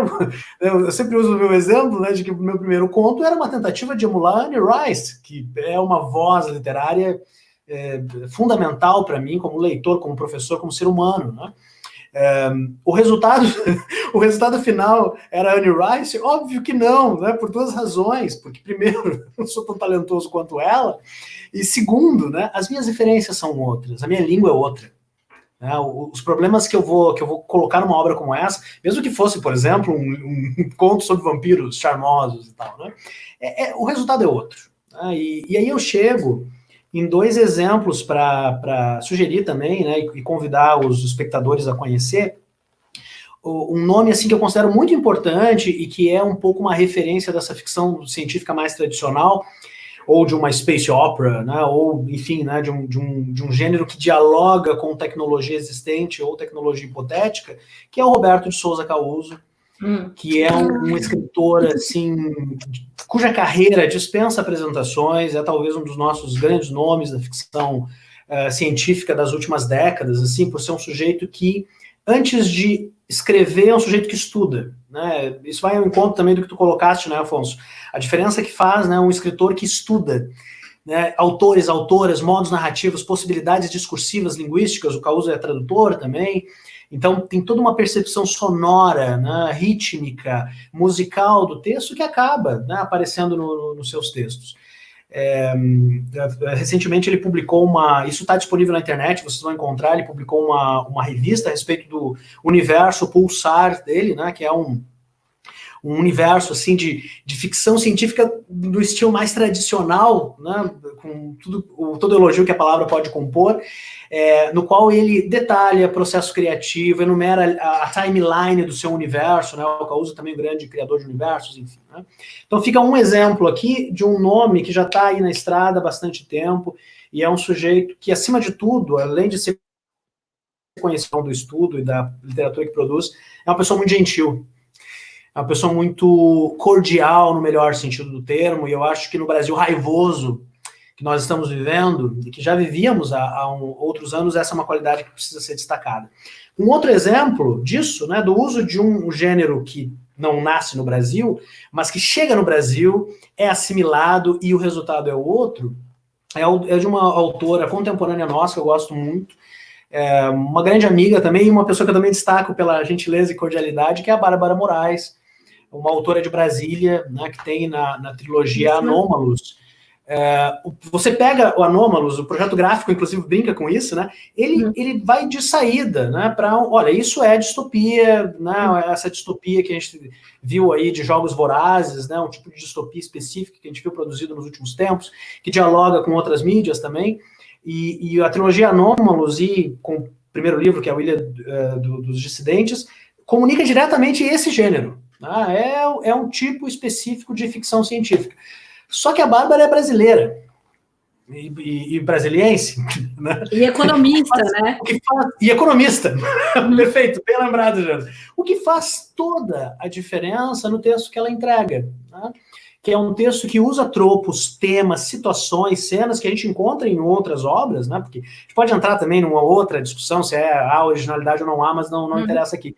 Mas são tropos que a gente já viu em outras obras, só que pela personalidade, pela formação, pela geografia que a Bárbara conhece, resulta ou vai parar em outro lugar. Né? Então, mesmo nesses dois exemplos em que nós conseguiríamos associar a produção com gêneros específicos, o resultado é essencialmente brasileiro.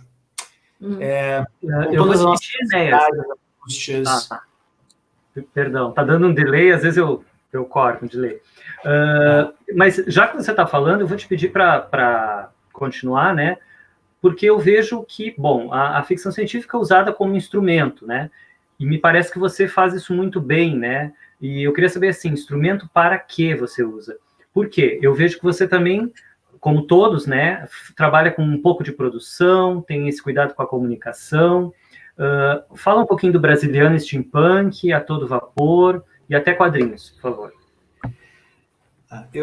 Eu acredito que a gente escreve literatura para contar histórias, alcançar um leitor, uma leitora, com quem se estabeleça uma conexão, mas no meu processo criativo eu acho que a gente escreve para conhecer coisas que a gente não conhece, né? Ou então para explorar possibilidades que a gente não explorou ainda. Recuperando uma frase, inclusive do Causo, né, no pós-fácil do Fantástico Brasileiro, o Brasil é um país que produz falta de memória, é um país que produz esquecimento, é um país que não valoriza a sua língua, a sua cultura, as suas histórias, os seus grandes nomes, né? Falamos antes de autorias femininas, né? Mas podemos falar de autorias indígenas, podemos falar de autorias afrodescendentes, podemos falar de autorias das mais variadas espécies que desapareceram porque nós não valorizamos. Né? Então, quando eu me jogo, e eu acho que o Brasiliano, tudo isso que eu coloco assim, está em cada frase, né? O Brasiliano é a minha tentativa, primeiro como autor, de conhecer o Brasil, de conhecer autores e obras que, num primeiro momento, no ensino médio, foram um problema, né?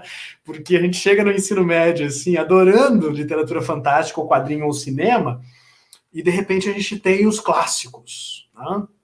Com raras exceções, homens, né? De 100 anos atrás, 150 anos atrás e tal, né? Com dramas que são algo problemáticos para a nossa percepção juvenil. Então, o Brasiliano um pouco compreende, assim, a minha tentativa de conhecer o Brasil, conhecer essas obras. Tem o professor também, né, que pensa no que teria acontecido comigo se eu encontrasse steampunk, cyberpunk, alta fantasia, fantasia urbana, entre outras vertentes no ensino médio, né, ou na universidade, no curso de letras, enfim, né. Então, apesar da tua pergunta ela ser um pouco perigosa, viu, Afonso, qual é a utilização, o que você pretende fazer com a sua literatura e tal, porque é muito fácil desse discurso um pouco cair numa outra seara, né? Se você descobrir, né, de repente até não faz mais. Pois é, mas eu acho que se mesclam aí a figura do professor, do leitor, do escritor, né, e eu assumo com muita tranquilidade, né, as minhas limitações, né? Eu acho que o steampunk me ajudou a lidar com isso, porque eu sempre queria fazer uma coisa fantástica envolvendo o Brasil, mas não sabia bem como, né? O steampunk, de repente, te dá esse Brasil do passado, esse mundo do passado, né? Em que você tem uma linha de história, uma linha do tempo já dada, né? Você sabe, né? Pega um livro de história e tem as datas ali. E aí você faz aquele exercício imaginativo, tá, mas nesse Brasil do século XIX, se tivesse robóticos, que teria acontecido com a sociedade? A partir desse exercício mínimo, tudo é desorganizado e reorganizado de outro modo, que te dá um pouco, né, o ímpeto para produzir as suas histórias, né? Eu também brinco, para fechar, eu também brinco que trabalhar com personagens em domínio público auxilia o escritor, que tem uma outra grave limitação, que é nome de personagem. É um desastre, né? Nome de personagem é sempre um problema, pelo menos para mim. Mas aí nós temos um manual de literatura que tem lá vários personagens com mais de 100 anos de idade, o que te dá tranquilidade, para poder, né, recuperar através de um Simão Bacamarte, Isaías Caminha, Vitória Cauã, Capitu, Juca Pirama agora no A Todo Vapor, essas percepções, mas essas percepções em 2020. O Juca Pirama do A Todo Vapor e a Capitu do A Todo Vapor falam com o estilo das suas matrizes literárias, mas o que eles falam ecoa o que a gente falou na última 1 hora. Representatividade, liberdade, afronta a autoridades autoritárias ou opressivas. Bom... O cachorrinho da Jana. Sim, é o cachorro Android, gente. É a pipoquinha, pipoca... Vamos agora para o nosso longo final, tá? E eu queria que você falasse um pouco, Jana, da revista, né, do podcast, dos seus projetos, assim. Bom, então, eu sou uma projeteira inveterada, né? Tem até um meme que saiu ali recentemente, que era uma menininha, assim, com uns balãozinhos, e tipo, projetos, e a menininha voando de tanto balãozinho, assim, essa sou eu. Tipo, umas 15 pessoas me marcaram nesse meme, então eu assumi que, pelo jeito, é verdade. Mas, enfim, brincadeiras à parte, quando eu, que nem eu falei, né, saí da faculdade de engenharia, não conhecia muito... Eu sempre gostei de escrever, eu escrevo desde criança, obviamente, né, de uma forma lúdica, enfim, de brincadeira, mas eu nunca deixei de escrever, de querer escrever, e quando eu terminei a faculdade, que eu tinha mais tempo, eu falei, vou procurar a minha turma, né, vamos dizer assim. E aí eu comecei a entrar na internet, procurar a galera. E aí, uma dessas pessoas que eu conheci, que foi o Thiago Lee, primeiro propôs que a gente fizesse o Curta Ficção, e o nosso propósito no Curta Ficção era simples, era o seguinte, era falar sobre o material anglófono que a gente consumia como escritores. Então, particularmente, a gente escutava muito o Writing Excuses, que é um podcast de literatura gringo muito conhecido. A gente escutava, ele tinha muitas coisas que a gente nunca tinha ouvido falar, e aí a gente falou, tá, isso aqui é um monte de coisa legal que a gente, felizmente, pode escutar um podcast em inglês, mas quando a gente, às vezes, quer conversar com o pessoal sobre isso, não existe, não tem como eu falar, escuta aqui, a pessoa não vai escutar. Então vamos falar sobre isso? Vamos. E aí a gente criou o podcast, né? Até hoje, na verdade, ele tem bem essa pegada de a gente falando sobre coisas que a gente descobriu recentemente, até porque a gente não está em posição para... eu vou tirar dicas de como escrever, eu vou dar a fórmula para você escrever, porque a gente está nesse processo, mas a gente criou o Curta Ficção. E aí, nessa época do Curta Ficção, o próprio podcast meio que impulsionou eu conhecer outras pessoas, eu ir em eventos e tudo mais, e uma das pessoas que eu conheci é o meu conterrâneo aqui de Campinas, que agora, na verdade, mora em Olambra, mas é o Rodrigo Van Campen, hoje meu amigão, que era editor da Trasgo, que era uma revista, é uma revista que ainda existe, acho que ela tem 6 anos, 5 ou 6 anos, que publica fantasia e ficção científica. Na época já teve vários formatos, tal, em geral era virtual, agora ele está fazendo os zines impressos e tudo mais, mas eu conheci o Rodrigo, e o Rodrigo, nessa época, a gente tinha, acho que a Somnium ainda estava rolando, que também era uma revista de ficção científica especificamente, o Rodrigo estava publicando a Trasgo, eu acho que teve nessa época Pulp Fiction, que foi uma revista que teve um ou poucos números do Vilto, e não tinha outras revistas tão regulares, pelo menos assim, né? A gente tinha antologias, bastante antologias, mas não revistas. E aí um dia eu estava conversando com o Rodrigo e ele falou que ele gostaria de ver uma revista no Brasil que seguisse o formato de contos seriados, né? Então, várias histórias divididas por 4 partes ou por X partes, meio que emulando um pouco o formato do folhetim, né? Que saía, tipo, a pipoca tá ali, coitada. Ela parece que eu tô prendendo a bichinha aqui, né? Mas era esse formato que saía em várias partes, que tinha todo esse trabalho do gancho, né? Então, a pessoa ler uma parte e falar, tipo, o que vai acontecer na próxima parte. E aí, eu, louca dos projetos, falei, deixa comigo, vamos fazer essa revista aí.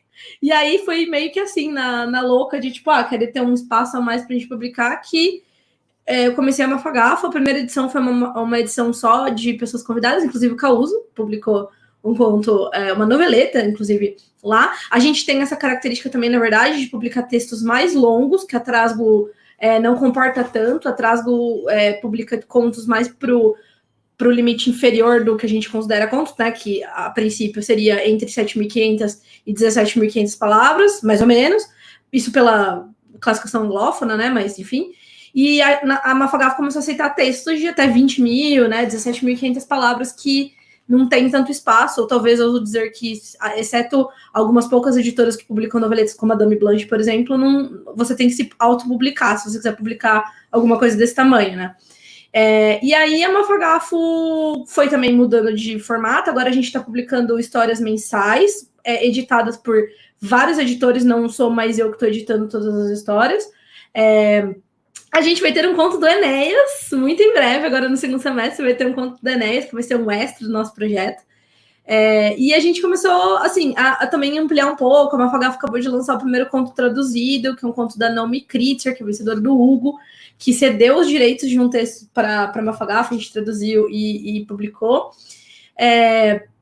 E a gente, nesse meio tempo aí, também surgiu a Faísca, que é uma filhotinha da Mafagafo, que enquanto a Mafagafo publica textos mais longos, né, para 20.000 palavras, a Faísca é também um espaço que, ao contrário, se não existisse, não teria tanto espaço para textos na outra extremidade. Então, a gente publica textos de até 1.000 palavras, de 300 a 1.000 palavras, num formato de newsletter, que é uma leitura já mais rápida. Então, você recebe lá, toda segunda-feira, meio-dia, chegam 2 histórias de 1.000 palavras, que a gente, né, o pessoal fala que lê na hora do almoço, lê nesses intervalos, assim.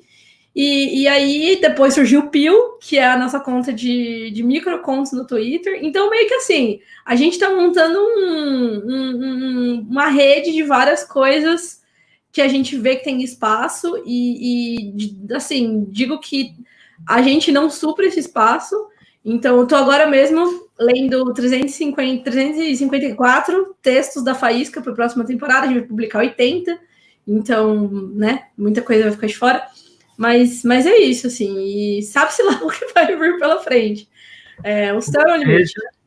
Ou seja, muita gente, né, produzindo e também muita gente se ajudando, né?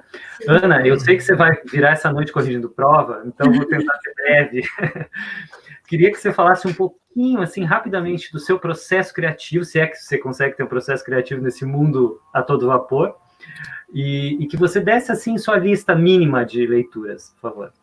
Bom, eu leio muito, é uma constatação, assim, minha profissão, né, avaliar original, avaliar livro, então eu leio muito, adoro, tem dias que eu fico cansada, assim, que eu só queria, assim, sei lá, ler uma coisa fácil, né, então eu adoro ler, mas ao mesmo tempo é um trabalho, né, então o capitalismo, ele sempre faz isso, né, ele coloca, assim, aquele grão, assim, sabe, aquele grão de horror, assim, nas coisas que a gente ama, né. Mas, então eu sou muito feliz, né, no sentido de estar sempre em contato com muita ficção, né, então acho que isso ajuda muito a gente ter ideias criativas, né, tento ler bastante coisa contemporânea, né, então eu leio muito, assim, brasileiros contemporâneos, muita coisa em inglês, muita coisa em espanhol também, então eu gosto, assim, de saber o que está rolando, né, então estudo também coisas mais recentes, teoricamente, né, recentes na literatura, né, dos anos 60 adiante, né. E para criar, eu acho que eu lanço mão mesmo dessa bagagem aí, de forma bem desorganizada, no sentido que acho que vai... Parece que assim, eu estava, para dar um exemplo, eu estou escrevendo um conto que eu preciso entregar no começo de agosto, e estava com um problema hipotético na cabeça. E aí, de ler um conto, exatamente do Ted Chiang, que é por isso que eu estava assistindo lá as lives dele, isso aqui, falei, gente, é assim que faz. É esse que é o encaminhamento, entendeu? Então, às vezes ler é muito importante, inclusive para te solucionar coisas, né? Então, nesse aspecto, é algo que me ajuda muito. Eu sou bem esquematizada e organizada, né? Então, eu faço outlines, eu faço a primeira versão, a segunda versão, a terceira versão, a quarta versão, a quinta versão, eu faço muitas versões. Ana, deixa eu me corrigir aqui. Eu falei do Enéas, mas não falei que a Ana publicou na Mafagafo. A Ana publicou na Mafagafo e depois publicou, né? Reformulou a Telepatia São os Outros.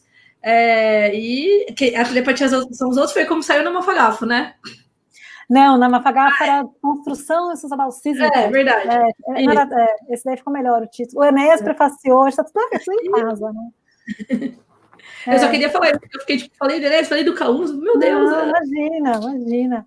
Então, e aí uma coisa que eu lanço mão mesmo é que eu reescrevo muito, assim, gosto de reescrever para trabalhar em linguagem, né? Mas é isso porque eu gosto muito de poesia, acho que não é assim que se faz, né? Existem muitas formas de escrever, mas eu escrevo de forma muito detalhista, né? Vou, volto, aí reavalio, não sei o que.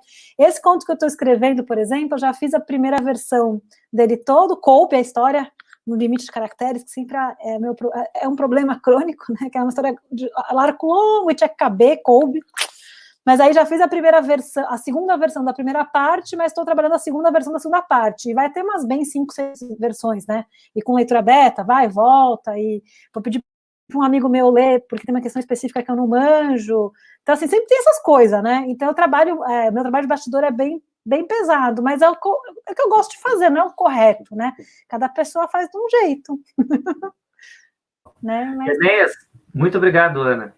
Enéas, vou te pedir a mesma coisa, um pouco de processo criativo e que você falasse do mundo a vapor em si. Por favor. É um pouco difícil, né? Porque como a Jana e a Ana, muitos projetos acontecendo, né? Felizmente, Ana e Jana, a pergunta dele não foi quais são os projetos de vocês, né? Se eu começo a falar dos meus projetos com a Jana, dos projetos... Vai internar, você vai longe, né? Então, assim, tem a vida de professor, né? Então, 8 horas por dia eu vivo em função da UFSM. Então, a minha carreira criativa ela é a partir das 18 e no final de semana. Então, tento organizar os projetos em curso de acordo com esses períodos. Eu sou bem organizado, assim, com respeito a o que eu tenho para entregar e de que modo as diferentes entregas, sejam em prosa, seja em quadrinho, seja em audiovisual, elas vão funcionar. Eu tento, como um processo pessoal mesmo, ir levando as 3 coisas, ou as 4 coisas, tem um pouco de crítica também, meio junto, porque eu não consigo ficar 6 horas trabalhando numa coisa só. Exceto em reta final de projeto, tem deadline para entregar, aí você vira à noite, você fica 20, 30 horas relendo coisas, lendo em voz alta, né, como a Ana menciona também, que é uma coisa que eu faço muito com as versões finais. Mas, de modo geral, para não cansar tanto a mente, eu tento organizar o meu dia ou os meus períodos criativos em períodos de 2 horas, aí 2 horas eu trabalho em prosa, aí 2 horas eu trabalho em roteiro, seja de quadrinho ou de audiovisual. E depois mais 1h30 ou 2, se o corpo segurar e a mente segurar, de crítica ou de texto que tem mais a ver, né, com a carreira acadêmica.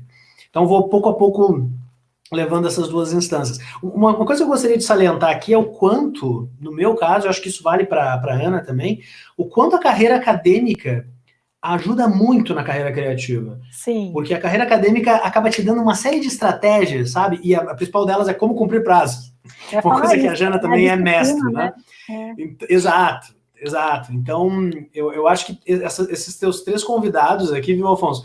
Eles são o oposto daquela figura, assim, do artista sofredor, ou do artista inspirado, ou do artista que só escreve quando dá... Não, pessoas absolutamente metódicas, que trabalham horas e horas, enfim, para fechar texto. Exato, exatamente.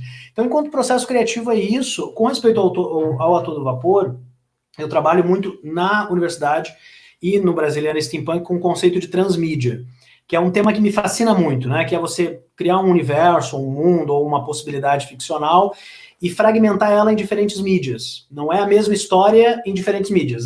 Um pedacinho está nos quadrinhos, um outro pedaço está no romance, um outro pedaço está num projeto audiovisual, um outro pedaço está num jogo e por aí vai. E aí, a partir dessas diferentes mídias, você produz sessões de história que podem ser consumidas individualmente, ou uma possibilidade, uma experiência, né, de vivência em um universo que resulta em você começar uma história numa mídia e ir para outra. E o Brasiliano e o A Todo Vapor é um pouco isso. Nós estamos na iminência da estreia da nossa série, o A Todo Vapor, que é uma série de 8 episódios, em que os personagens de Brasiliana migram para São Paulo para encontrar Juca Pirama e Capitu, que são vividos pelo Felipe Reis e pela Thaís Barbeiro, para ir para o interior de São Paulo. E São Paulo, né, é esse estado assim, maravilhoso, com 1000 cidadezinhas de interior, estações ferroviárias em uso ou abandonadas, né, que foram as locações. E aí eles vão para essa cidadezinha do interior chamada Vila Antiga dos Astrônomos, para investigar uma série de crimes rituais. E aí lá, além de Juca Pirama e Capitu, tem outros personagens. O A Todo Vapor, ele já resultou num lançamento, que é o Juca Pirama Marcado para Morrer, que é um prequel, um romance que se passa antes da série, que foi publicado pela editora Jambô ano passado, além dos quadrinhos que eu produzo com o Fred Rubin, que estão no portal Cosmo Nerd. Tem uma seção lá, web quadrinhos A Todo Vapor, com histórias gratuitas, uma página por semana, às vezes mais, às vezes menos, e aí você pode também reencontrar esses personagens, né, da nossa literatura, que a gente estudou ou não no ensino médio, que nós amávamos ou não no ensino médio, só que nesse verniz de ficção científica. Exato. Enéas, fala um pouquinho do William Blake, por favor. Vai ser difícil. O William Blake é um poeta e um gravurista do início. Não, mas final do você 18 não tem um quadrinho sobre isso? Você tem um quadrinho, sim, né? Sim. Eu vou fazer o seguinte: eu vou dar o pitch dos 2 minutos, que foi o limite, né? O quadrinho Matrimônio de Céu e Inferno é tanto uma reinterpretação de um poema muito importante do Blake, que é o Matrimônio de Céu e Inferno, poema homônimo, que resultou no The Doors, de Morrison, no As Portas da Percepção, do Aldous Huxley, entre várias outras obras e ecos na cultura pop do século XX e do século XXI. Esse quadrinho, além de adaptar o Blake, leva a trama para uma aventura ou a trama policial em São Paulo hoje, com 4 paulistanos.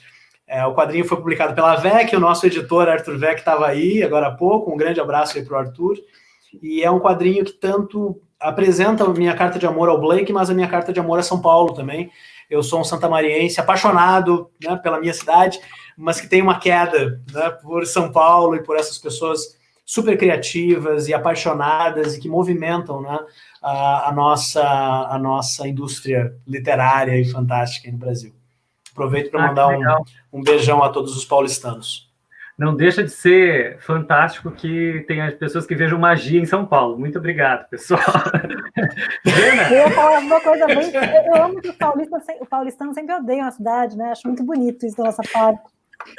Eu hoje eu declarei meu amor nessa também.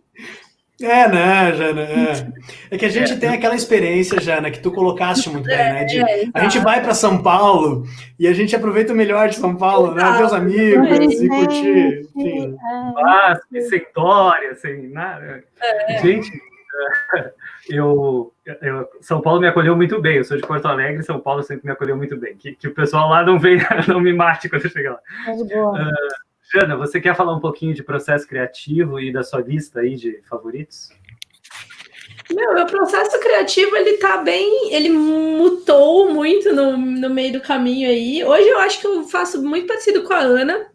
Eu sou bem organizada em termos de outline, então eu sempre tenho um roteirinho, não é nada, eu não sigo nenhum método, nem nada, é um roteirinho básico que eu uso para escrever. Eu também nunca cabe no tamanho das coisas, minhas coisas, então estou aprendendo aqui a dimensionar ainda.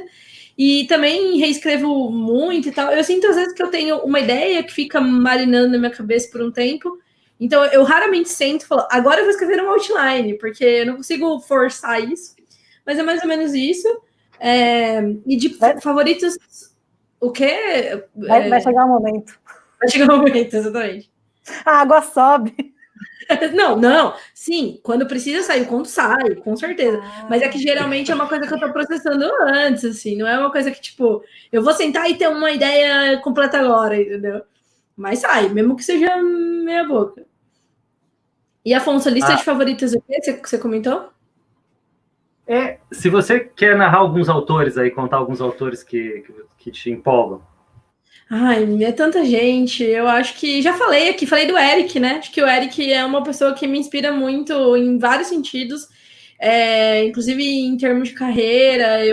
Foi com ele que eu fiz minhas primeiras conversas sobre tradução, então e comecei a ir mais atrás disso, mas em termos literários, assim, o Eric me inspira muito tanto em ambientação, né? Que foi a primeira vez que eu vi uma fantasia urbana no Brasil, e depois mesmo sendo no Rio de Janeiro, o Neon, que foi o primeiro livro que eu li dele, Neon Azul, depois eu li o Exorcismo dos Amores e Modais de Blues, que é uma São Paulo fantástica, então eu estava nessa época escrevendo as minhas coisas. Enfim, eu acho que eu gosto de citar o Eric, principalmente por esse estalo de conhecer essa possibilidade, né? Depois eu conheci outras pessoas que também, né? O próprio Enéas nessa época, quando eu conheci o Érico, o Enéas, o Castilho, eles eram tipo assim, eles até ainda hoje são meus ídolos, mas eles eram pessoas que, a primeira vez que eu vi o Eric pessoalmente na vida, que foi no meu Bienal, eu fiquei, meu Deus, é o Eric Novella. O Enéas também, eu conheci numa Bienal, eu acho que foi na mesma, e eu lembro muito disso, meu Deus, é o Enéas. Oi, Enéas, tudo bem? Posso falar com você? Então eles são grandes expressões que eu coloco no mesmo nível de autores que eu li quando, enfim, desde sempre, assim. O Bruno, queremos Exorcismos parte 2, também quero. Quero qualquer coisa, Dari. Gente, em respeito, né, ao trabalho que vocês têm pela madrugada aí, eu vou pedir que cada um vá, assim, dando suas observações finais e de alguma dica que queira dar, por favor. Quer começar, Ana? Pode ser. Eu queria dizer, antes de tudo, que eu acho muito mágico que a gente tenha gente de... Até fiz uma listinha de quem eu via. De Recife, Chapecó, Salvador, Estocolmo, Paulínia, Santa Maria, Montevidéu, Porto Alegre, tudo aqui. Nessa sexta-feira à noite, falando sobre ficção científica do século XXI. Gente, é isso, né? Isso já é a ficção científica do século XXI. Acho muito doido sempre essa coisa dos lugares assim, né? E queria convidar vocês para ouvir um podcast que eu fiz uma participação, né, ajudei em alguns episódios, que é muito legal, que é o Pindorama. Ele é um podcast que está dentro do Leitor Cabuloso, que são 10 episódios em que tá rolando, né, acho que deve estar no segundo, se eu não me engano, mas foram escolhidos vários contos publicados em revistas gratuitas de ficção científica brasileira, e a cada episódio, que é curto, né, mas bem roteirizado, então ele é gostoso de ouvir, se comenta um conto. Então é legal, porque você pode ler o conto e ouvir o podcast. É realmente muito legal para valorizar a Trasgo, a Mafagafo, enfim, tem várias outras que estão aí contempladas também, né? Então é uma forma de aproveitar esse material que já está disponível de forma gratuita, né? E tá bem gostoso, muito bonito. Adorei fazer parte, assim, até a gente vai se falar sem precisar gravar mais, porque rolou aquele afeto, assim, da equipe. Então esse é um convite legal, Pindorama, para vocês ouvirem. E no mais, para vocês lerem, quem não leu ainda, A Telepatia São os Outros, tem e-book, é curtinho, vocês vão para o Chile, passeiam um pouco, esquece o que está acontecendo aqui. É isso, gente. Muito bom. E Ana, você quer deixar alguma rede social aí? Meu nome é @AnaRush, se vocês não souberem escrever. Tem aqui. Tem no Twitter, né? Acho que é a rede que eu mais uso. Também uso o Instagram de vez em quando, dos stories lá, fico postando as coisas que eu leio, umas coisas assim. Muito bem-vindos e bem-vindas. Muito obrigado. E obrigado pela força no chat aí, viu? Você me ajudou. Enéas, obrigado. Enéas, você quer fazer suas longas escuridões sobre a eterna noite? Tem que desmutar. Você caiu no... Não te ouço, né? Meu amor. Um longo discurso aqui para o mudo, né? Vou ser bem breve, especialmente agora com os segundos perdidos no mudo. Para aqueles que querem me encontrar, estou no Twitter, no Facebook, no Instagram, Enéas Tavares. Tem o meu site de autor, que é enéastavares.com.br, tem o brasilianasteampunk.com.br, onde tem todos os títulos, enfim, né, as histórias, contos e as mídias que eu mencionei aqui. Então fiquem à vontade para me buscar em qualquer uma dessas redes. Eu só gostaria de finalizar agradecendo, viu, Afonso, pelo convite e reforçando aqui o prazer nessa noite de sexta de estar contigo, de estar com a Ana, com a Jana. e dizendo também às pessoas que estão nos assistindo o seguinte: nós lemos e nós escrevemos para mitigar a solidão, pelo menos é assim que eu vejo os livros. Eu moro sozinho, com as minhas 2 felinas, e numa casa cheia de livros, né? E quando a gente abre esses objetos milenares, né, alguma coisa mágica, e a gente não está mais só. O nosso desespero diminui. Para mim, a grande alegria, conhecer pessoas como a Ana, conhecer pessoas como a Jana, conhecer pessoas como tu hoje, né, Afonso, entre os outros nomes que a gente citou aqui, né, foram uma grande surpresa, porque eu acho que a comunidade de leitores no Brasil, a comunidade de autores, de tradutores, de pessoas que trabalham com a literatura, acabam se tornando a nossa forma de mitigar a solidão e acabam diminuindo um pouco esse desespero que a gente está vivendo hoje, cada um no seu cantinho, respeitando o isolamento, né? Mas em noites como essa, em conversas como essa, com os nomes que a gente invocou, né, no decorrer dessas quase 2 horas, a gente se sente abraçado e abraçando muita gente, né? E é isso que eu gostaria de deixar aí para todos que nos assistiram. Um abraço muito especial a vocês 3 e a todos os nossos leitores, espectadores, escritores. Que delícia. Obrigado, Jana. Jana, por favor. Obrigado, Enéas. Jana. Bom, eu também estou mais ativa no Twitter. Minha arroba lá é Jana P. Bianchi, P de pato, Bianchi com CHI no final. E eu vou poupar vocês de falar todos os meus projetos aqui de novo. E eu já resumo tudo no meu site, tem tudo no meu site. Lobo de Rua, outros links de outros contos que eu publiquei, e o link da Mafagaf do Curta Ficção. E meu site é janabianchi, com CHI no final, .com.br. E aí, eu tô lá sempre no Twitter, o Twitter fala de literatura, eu zoo que os meus seguidores no Twitter, eles ficam tipo, o que tá acontecendo? Porque eu falo de literatura, aí outro dia eu falei sobre a ordem das cobertas, que você coloca lá na sua cama e rolou uma super discussão, então é um meio ali, é um Twitter bem pessoal, mas eu falo bastante de literatura lá também. Muito legal. Bom, deixa eu ver se eu consigo resumir tudo que eu tenho para falar aqui. Primeiro, queria agradecer as Letradas e Confinadas. Elas fazem uma live no Instagram, né, toda sexta-feira, 18 horas. Foi lá que eu vi a Ana. Então, tá super genial. Hoje, acho que foi psicanálise. O da semana que vem, não sei, não me lembro agora. Bom, agradecer a todos vocês. A Jana, muito obrigado. Enéas, muito obrigado. Ana, mentora aí, e que traz toda a galera com ela. Muito obrigado. Foi super generoso. Outra mentora, são 2 estátuas. E é muito gentil isso de reunir, né, as pessoas. Que mais? Pedir que vocês vejam os vídeos que tem aí no canal, tem mais vídeos. Amanhã nós vamos falar sobre Agatha Christie. Então, todos que quiserem e que possam, né, voltem aqui e a gente se encontra. Um grande abraço, então, para todos. E muito obrigado aí quem participou no chat e todo mundo que está ouvindo. Um grande abraço. Tchau, gente. Obrigada.